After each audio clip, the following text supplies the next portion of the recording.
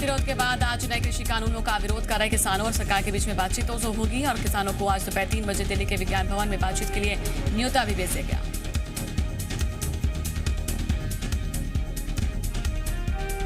ये पहला मौका है जब नए कृषि कानूनों पर केंद्र सरकार किसानों के बीच में बातचीत होने जा रही है। माना जा रहा है कि इस बातचीत के बाद सरकार किसानों के बीच में गतिरोध खत्म हो सकता है।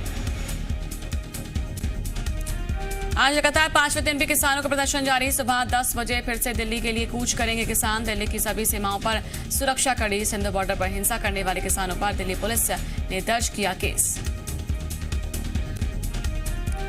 केंद्र के कृषि कानून के खिलाफ जांजगीर चांपा के किसान भी उतर आए हैं।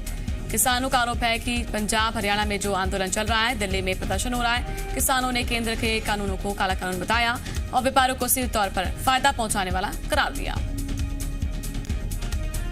प्रधानमंत्री नरेंद्र मोदी ने वाराणसी में के कार्यक्रम में जनता को संबोधित किया। इस दौरान मौके पर कृषि कानून को लेकर हो रहे प्रदर्शन के बीच में कहा कि नया कानून किसानों के हित में है, लेकिन किसानों को दशकों तक चलने वाले कृषि कानूनों पर भ्रम फैला रहे हैं। दिल्ली में चल रहे किसान प्रदर्शन में खालिस्तान की एंट्री का एक और सबूत सामने आया है। सिंध बॉर्डर पर दिखाई कि 47 राइफल का बना हुआ ट्रैक्टर, खालिस्तान जिंदाबाद के नारे वाले ट्रैक्टर पर कोई नंबर नहीं। पहले भी किसान आंदोलन के दौरान मिली थी खालिस्तान वाली धमकी। छत्तीसगढ़ में आज से समर्थन मूल्य पर धान खरीदी शुरू हो गई है और धान बेचने के लिए प्रदेश भर के 21,29,000 किसानों ने रजिस्ट्रेशन कराया, जो कि पिछले 2 साल में करीब 6,38,000 बढ़ गया है। वहीं पर धान का रकबा भी बढ़कर 24.46 लाख हेक्टेयर से बढ़कर 27.59 लाख हेक्टेयर हो गया है। वहीं पर इससे बार भूपेश सरकार ने धान खरीदी का टारगेट भी बढ़ाया। सरकारी आंकड़ों के हिसाब से 22,500 करोड़ रुपए 90 लाख मीट्रिक टन धान खरीदी की जानी है। आज से शुरू हो रही धान खरीदी को लेकर रायगढ़ जिला प्रशासन ने तैयारी पूरी कर ली है। रायगढ़ जिला ओडिशा की सीमा से लगा और ऐसे में अवैध धान के परिवहन को लेकर जिला प्रशासन खास सतर्कता बरत रहा है। पुलिस और राजस्व की टीम बॉर्डर पर बैरिकेड्स लगाकर चेकिंग कर रही है।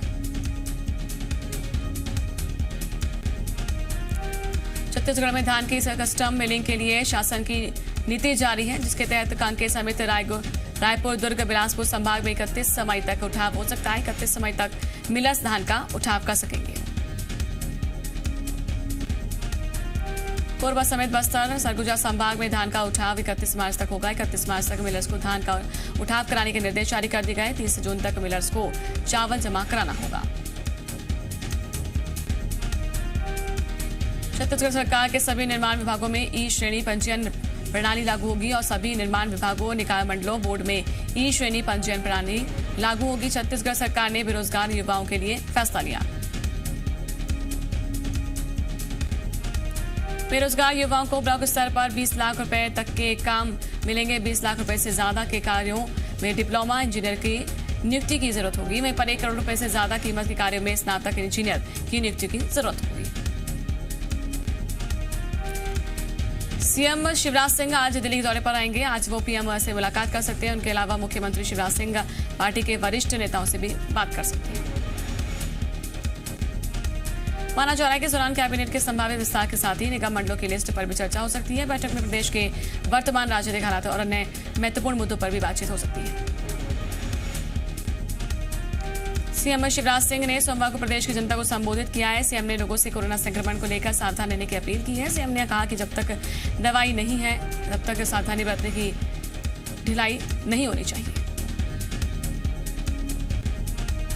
कृषि कानूनों पर बोलते हुए सीएम ने कहा कि तीनों कृषि कानून किसानों के हित में हैं। अब किसानों को अपनी मर्जी के हिसाब से फसल बेचने की आजादी होगी। सीएम ने कहा कि मध्य प्रदेश सरकार में माफिया को फलने फूलने नहीं दिया जाएगा। किसी भी तरह के माफिया को छोड़ा नहीं जाएगा।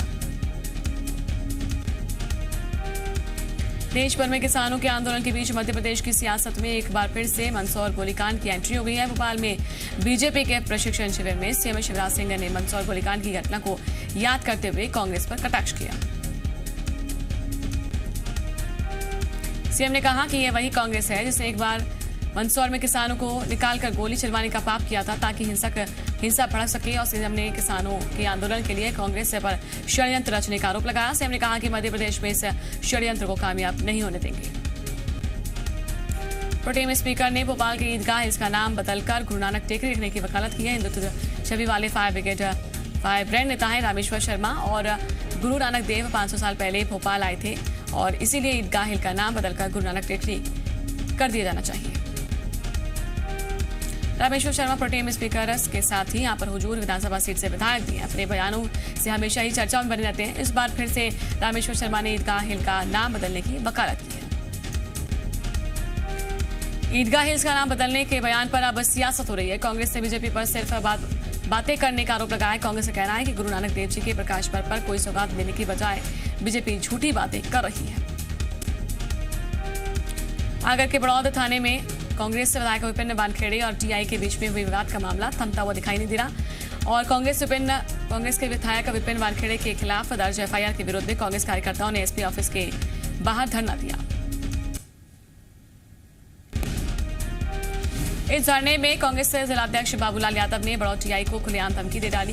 बाबूलाल यादव ने कहा कि मैंने टीआई का नाम डायरी में नोट कर लिया, आने वाले वक्त में हम टीआई का इलाज करवाएंगे तो वहीं पर एमपी के जिस कोने में होंगे वहीं पर आकर बुलाकर ठीक किया जाएगा। ग्वालियर नगर निगम के सिटी प्लानर प्रदीप वर्मा के घर पर ईडब्ल्यू की कार्रवाई के बाद नगर निगम के कई कर्मचारी और अधिकारी रडार पर आ चुके हैं। ग्वालियर सांसद विवेक नारायण शेजवलकर ने कहा कि आगे भी इस तरह की शिकायत मिलने के बाद आरोपी के खिलाफ कठोर कार्रवाई की जाएगी। उन्होंने कहा कि भ्रष्टाचारियों के खिलाफ सरकार सख्त है ताकि शहर और प्रदेश सुशासन की तरफ बढ़ सके। भिंड जिला कांग्रेस में मचे सियासी बवाल पर ज्योतिरादित्य सिंधिया के बयान पर प्रदेश में सियासत अब तेज हो चुकी है। कांग्रेस ने सिंधिया पर तंज कसते हुए कहा कि उन्हें मायके की चिंता छोड़कर ससुराल की चिंता करनी चाहिए। तो वहीं पर बीजेपी ने भी पलटवार किया है। दरअसल भिंड में कांग्रेस के हालातों पर सिंधिया ने कहा था कि ये कांग्रेस की पृष्ठभूमि है, आज ये उजागर हो रही है। भोपाल में सीएम शिवराज सिंह चौहान और ज्योतिरादित्य सिंधिया की मुलाकात के सीआईसी अटकलें अब तेज हो चुकी हैं। मुलाकात को लेकर जहां पर मंत्रिमंडल विस्तार की खबरें हैं तो वहीं पर इस बीच कांग्रेस ने एक बार फिर से सिंधिया पर निशाना साध दिया। कांग्रेस का आरोप है कि सिंधिया समर्थकों की हार के बाद अब सिंधिया उन्हें सेट करने में जुटे हुए हैं। वहीं पर बीजेपी ने कांग्रेस के आरोपों को खंडन किया। शहडोल के जिला अस्पताल में 6 बच्चों की मौत के बाद अब 2 और बच्चों की हालत बिगड़ी हुई है। दोनों को इलाज के लिए जबलपुर रेफर किया गया। दोनों बच्चों को सांस लेने में तकलीफ हो रही है। वहीं पर इससे पहले अस्पताल में 6 बच्चों की मौत पर शहडोल कमिश्नर ने जिला अस्पताल के डॉक्टर्स का बचाव किया। उन्होंने कहा कि डॉक्टर की लापरवाही की वजह से बच्चों की जान नहीं गई, बच्चों की जान गई है। बस बच्चे गंभीर हालत में अस्पताल भर्ती कराए गए। पर ऐसे बच्चों का कहना है कि निमोनिया के चलते 6 बच्चों की मौत हुई है। शहडोल जिला अस्पताल में बच्चों की मौत के मामले में सीएम शिवराज सिंह ने संज्ञान लिया है और सीएम ने पूरे मामले की जांच के निर्देश दिए। इसके साथ ही सीएम ने जिला अस्पताल में सारी सुविधाएं उपलब्ध कराने के निर्देश दिए। शहडोल जिला अस्पताल में 6 बच्चों की मौत के मामले में जांच के आदेश दे दिए गए। प्रदेश के स्वास्थ्य मंत्री डॉक्टर प्रभुराम चौधरी ने इस मामले में जांच कमेटी से जल्द रिपोर्ट की मांग की है। वहीं पर डॉक्टर प्रभुराम चौधरी ने कहा कि स्वास्थ्य सेवाओं में लापरवाही किसी कीमत पर बर्दाश्त नहीं की जाएगी।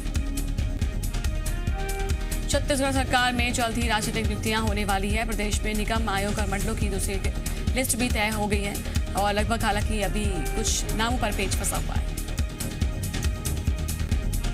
खबर है कि नई नियुक्तियों में वरिष्ठ नेताओं और पिछले विधानसभा चुनाव के वक्त टिकट के दावेदारों की तवज्जो दी जाएगी। वहीं पर प्रदेश में संकेत कांग्रेस प्रदेश प्रभारी पीआर पुनिया ने दिए। ऐसे में अब पार्टी के भीतर नेताओं में खलबली मची हुई है। छत्तीसगढ़ बीजेपी के प्रदेश अध्यक्ष विष्णुदेव साय ने रायपुर ग्रामीण जिलाध्यक्ष का ऐलान कर दिया है और अभिनेश कश्यप को पार्टी ने रायपुर ग्रामीण जिलाध्यक्ष बनाया है। ये नियुक्ति लंबे वक्त से लंबित थी।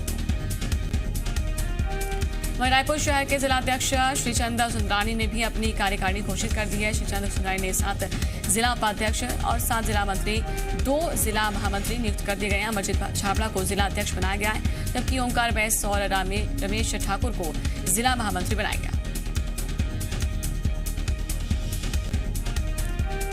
वरिष्ठ आईएएस अधिकारी अमिताभ जैन को सोमवार को छत्तीसगढ़ के मुख्य सचिव का पदभार ग्रहण कर लिया गया है। अमिताभ जैन ने राज्य के 12वें चीफ सेक्रेटरी के तौर पर पदभार संभाला। आरपी मंडल के रिटायर होने के बाद सरकार ने अमिताभ जैन को मुख्य सचिव बनाया।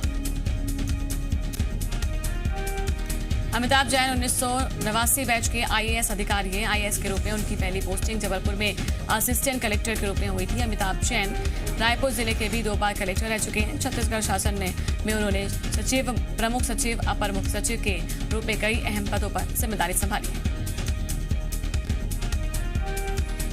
शिवपुरी में एक पीड़ित दलित परिवार ने एसपी ऑफिस के बाहर अपना डेरा डाल दिया है। परिवार का आरोप है कि गांव में रहने वाले दबंग धाकड़ समाज के कुछ लोगों ने बीजेपी के पक्ष में वोट नहीं डालने पर उनके खिलाफ झूठी एफआईआर दर्ज करा दी है, जिससे वे लोग गांव में ही नहीं रह पा रहे। मामला बैराड़ थाने के क्षेत्र के झलवासा गांव का है। दबंगों से परेशान पीड़ित परिवार ने एसपी ऑफिस के सामने अपना डेरा जमा लिया है। वहीं पर मामले में पुलिस ने जांच का आश्वासन दिया है।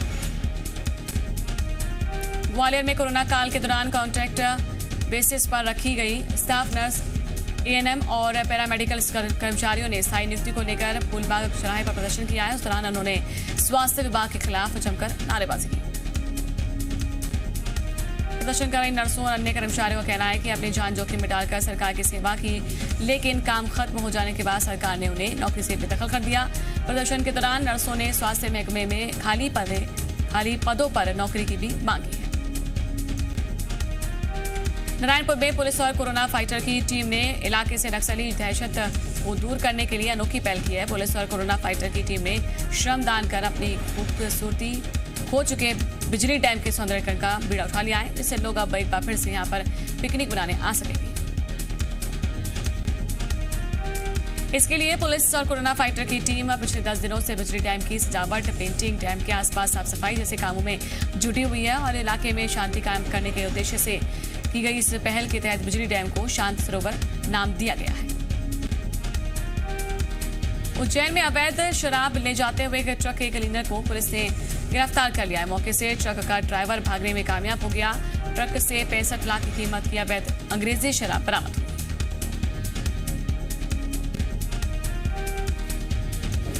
पुलिस को सूचना मिली थी कि पंजाब से शराब भरकर इंदौर लाई जा रही थी। वहीं पर जिसके बाद घेराबंदी करके पुलिस ने ट्रक को जब्त कर लिया। पुलिस ड्राइवर की तलाश कर रही है। हर्ष फायरिंग पर बैन है, बावजूद इसके लोग इस जानलेवा जुनून को छोड़ नहीं रहे हैं। रतलाम के सैलाना में एक शादी समारोह में हर्ष फायरिंग हुई और इस फायरिंग में 5 लोग घायल हो गए। सभी घायलों को इलाज के लिए एक निजी अस्पताल में भर्ती कराया गया। सैलाना थाना पुलिस ने पूरे मामले की जांच कर रही है। ग्वालियर में क्राइम ब्रांच ने 2 हथियार तस्करों को गिरफ्तार किया है। तस्करों के पास से 8 पिस्टल भी बरामद हुई है। पुलिस के मुताबिक दोनों तस्कर खरगोन से अवैध हथियार का जखीरा लेकर ग्वालियर पहुंचे थे, जहां पर पुलिस ने उन्हें पकड़ लिया। आरोपियों से पूछताछ की जा रही है।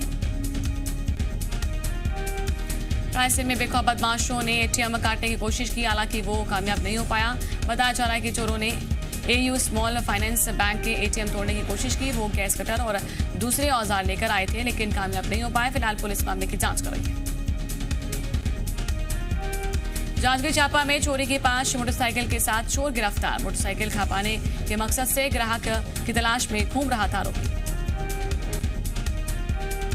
कोरिया में हैंडपंप लगाने के लिए खुदाई करने पर गड्ढे में से पानी की जगह आग की लपटें निकलती हुई नजर आई। मजदूरों ने हैंडपंप के लिए 4 घंटे खनन किया, लेकिन 4 घंटे की मेहनत के बाद जमीन के अंदर से पानी निकलने की जगह आग निकलने लगी।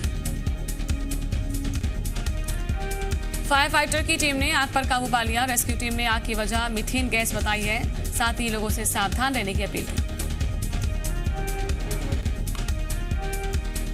मंडला में किसानों की गन्ना की फसल में आग लग गई और जिससे लाखों की फसल को नुकसान पहुंचा है। मामला बिछिया तहसील के कटंगा टोला गांव का है, जहां पर लगभग 5 एकड़ की गन्ना की फसल जलकर खाक हो गई। बता दें कि फसल के साथ पंप का सामान, बिजली के तार, पाइप जैसे कई सामान जल गए हैं।